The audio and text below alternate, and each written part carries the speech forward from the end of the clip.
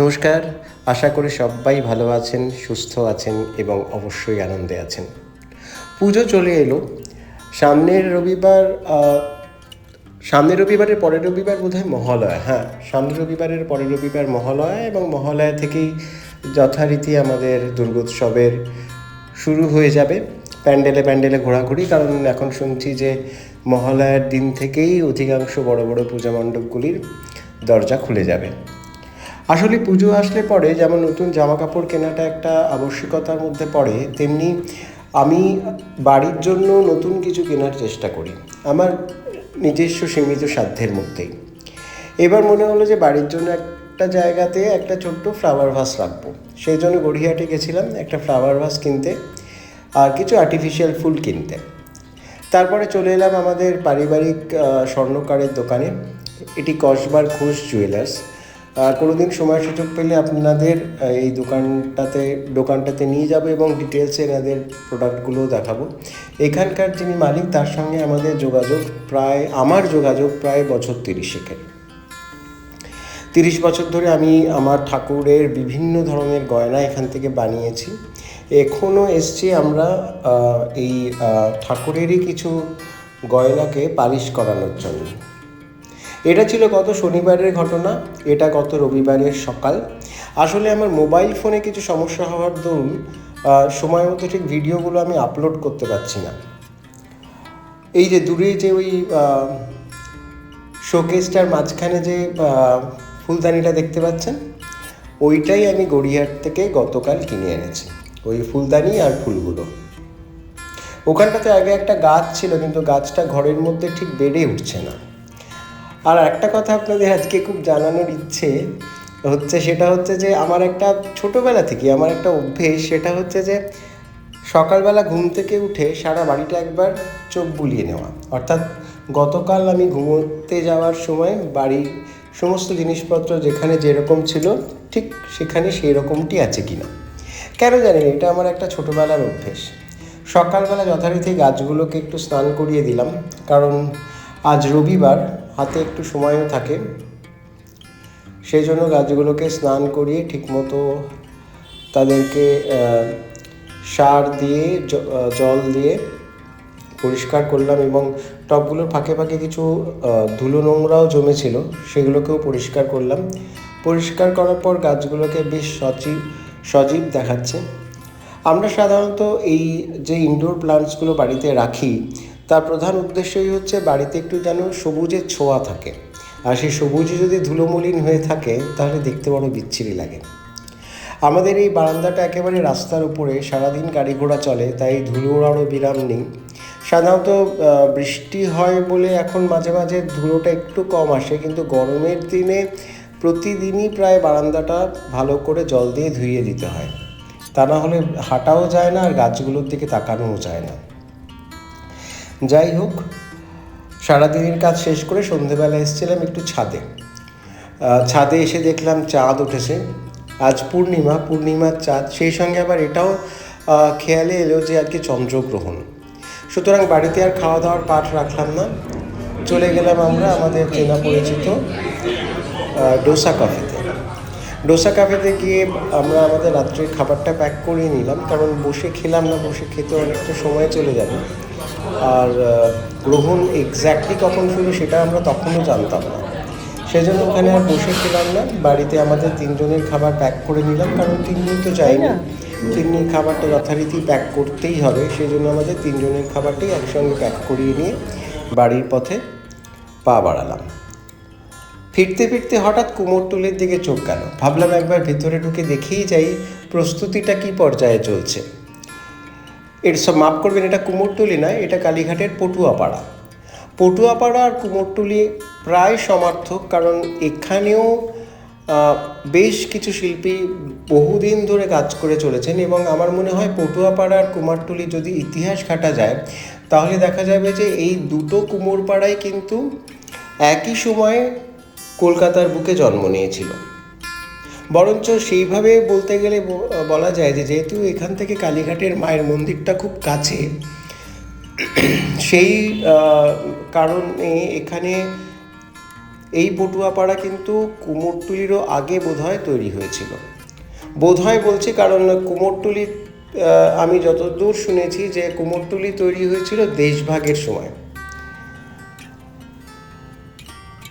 দেখুন এখানে শিল্পীরা বেশ মনোযোগের সঙ্গেই কাজ করছেন। তবে একটা কথা কিন্তু মাথায় রাখতে হবে, কুমোরটুলি আর পটুয়াপাড়া কিন্তু একটা জায়গায় একই পরিকাঠামোগত সমস্যা।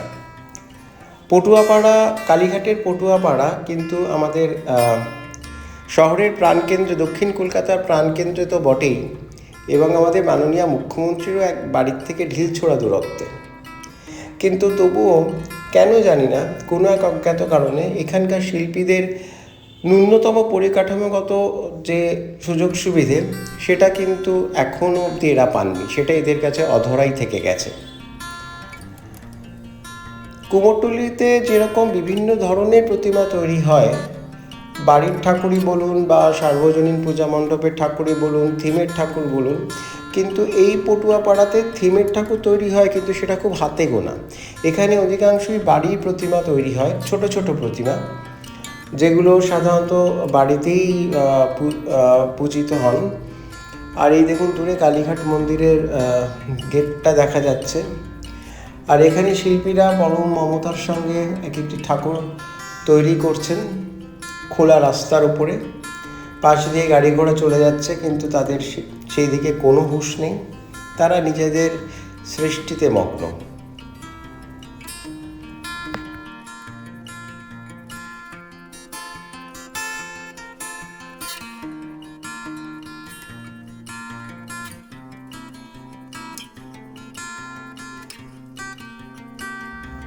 উত্তর কলকাতার কুমোরটুলি আর দক্ষিণ কলকাতার পটুয়াপাড়া, এই দুটো কুমোরপাড়ার মধ্যে কিন্তু শিল্পগতভাবে কিছুটা পার্থক্য আছে। কুমারটুলির অধিকাংশ শিল্পী এসছেন ওপার বাংলা থেকে, অর্থাৎ বাংলাদেশ থেকে, আর এইখানকার শিল্পীরা অধিকাংশই পশ্চিমবঙ্গেরই মানুষ। সুতরাং শৈল্পিক দিক থেকে একটা পার্থক্য কিন্তু আছে।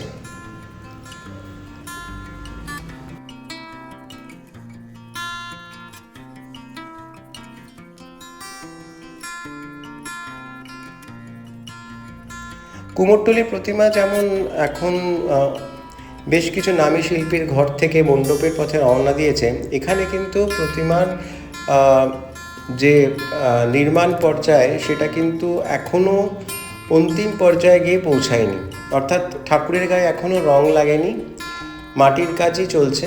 আর যেহেতু সামনে বিশ্বকর্মা পুজো, বিভিন্ন স্টুডিওতে বিশ্বকর্মা ঠাকুরগুলো এখন শেষ পর্যায়ে কাজকর্ম চলছে। কিন্তু তবু আমি কিছু কিছু জায়গায় দেখলাম এখনও বিশ্বকর্মা ঠাকুর তৈরি হচ্ছে। আর এই হচ্ছে আমাদের নির্মীয়মান মাতৃ প্রতিমাগুলি। আমি দিনের বেলা যাইনি, গেছিলাম রাত্রে। দেখুন এই রাস্তাটা একটা কর্মব্যস্ত রাস্তা, প্রচুর গাড়ি ঘোড়া চলে, কিন্তু তার পাশেই এখানকার শিল্পীরা নিমগ্ন চিত্তে নিজেদের সৃষ্টিতে মগ্ন। কুমোরটুলিতে কিন্তু এই একটা সুবিধে আছে, ওখানে বিভিন্ন জায়গায় যে গলিগুলো রয়েছে সেখান থেকে কিন্তু কোনো গাড়ি ঘোড়া চলে না, সেখানে শুধু ঠাকুরই তৈরি হয়। কিন্তু এখানে খোলা রাস্তার ওপর, ফুটপাতের ওপর শিল্পীরা বসে কাজ করেন। এই দেখুন একজন শিল্পী ফুটপাতের ওপর বসে বসে ঠাকুর তৈরি করছে। ঠাকুরটা তৈরি হওয়ার পর যখন এটা পুজোর জন্য কোনো ভক্তের বাড়িতে চলে যাবে, তখন কখনো মনে হবে যে কি অক্লান্ত পরিশ্রমী ঠাকুরটা তৈরি হয়েছে, কত প্রতিবন্ধকতা পেরিয়ে তবে এই সৃষ্টিটা সবার সামনে এসছে।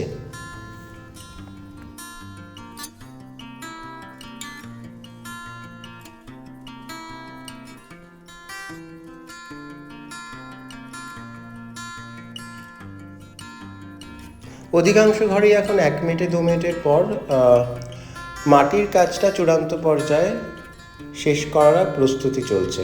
এখানে কিছু বড় বড় ঠাকুরও চোখে পড়ল। সাধারণত এই ঠাকুরগুলি সার্বজনিক দুর্গা মণ্ডপের জন্যই তৈরি করা, কিন্তু এখনও কোনো ঠাকুরের গায়ে রঙের প্রলেপ পড়েনি। ইচ্ছে আছে আরও একদিন ডিটেলসে এখানে ঘোরার। দেখি আমার ফোনের সমস্যাটা সমাধান করে খুব তাড়াতাড়ি আপনাদেরকে এইখান থেকে আর একবার ঘুরিয়ে নিয়ে যাব, যখন ঠাকুরগুলো মোটামুটি একটা চূড়ান্ত পর্যায়ে চলে যাবে। আর এই দেখুন একজন আরেকজনকে ঠাকুর বানানো শেখাচ্ছে। বা হতে পারে দুজনই শিক্ষানবিশ, কিন্তু দুজনের মধ্যে কাজের প্রতি একটা ফোকাস আছে।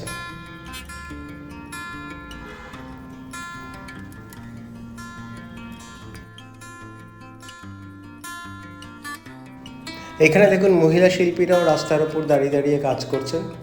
বলছিলাম না এখনও বিশ্বকর্মা মূর্তির গায়ে মাটির প্রলেপ দেওয়া চলছে। এখানে দেখুন সত্য খড়ের ওপর মাটির প্রলেপ দেওয়া চলছে। জানি না এই ঠাকুরগুলো কবে তৈরি হবে, কবে শেষ হবে।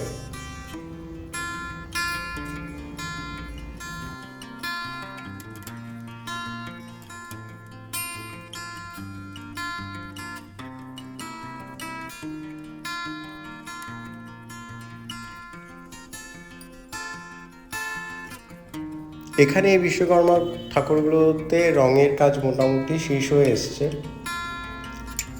একজন শিল্পীকে দেখলাম, তিনি এখনও রঙের কাজে ব্যস্ত। এখনও অনেক আধুনিক পদ্ধতি ব্যবহার করে এরা ঠাকুর রং করেন। আগে যেমন ব্রাশ দিয়েই পুরো ঠাকুরটা রং হতো, এখন দেখলাম স্প্রে পেন্ট মেশিনের সাহায্যে ঠাকুরগুলোকে রং করা হচ্ছে। এবং একটা জিনিস দেখে ভারী অবাক লাগলো যে বিশ্বকর্মা ঠাকুরের দু রকম রং, একটা কাঁচা হলুদের মতো আর একটা একটু পার্পল কালারের, হালকা বেগুনি। আর এই ছোটো ছোটো যে বিশ্বকর্মা ঠাকুরগুলো দেখতে পাচ্ছেন, এগুলোর দাম জিজ্ঞেস করাতে বললেন যে 1500 থেকে 1600-র মধ্যে। তবে একটা কথা আপনাদের জানিয়ে দিতে চাই, এখানে যে ঠাকুরই আপনারা কিনতে আসুন না কেন, আপনাদের কিন্তু দরদাম করার একটা স্কিল থাকা ভীষণ জরুরি। সেটা যেমন এখানকার ক্ষেত্রেও প্রযোজ্য, তেমনি কুমোরটুলির ক্ষেত্রেও প্রযোজ্য।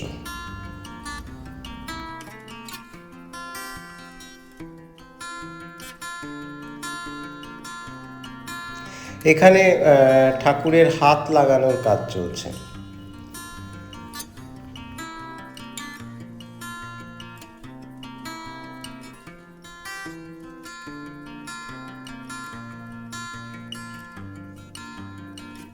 এই যে আমি দাঁড়িয়ে ফটো তুলছিলাম যে বা ভিডিও করছিলাম, এতে কিন্তু কারোরই কোনো কনসেন্ট্রেশনের ব্যাঘাত ঘটেনি।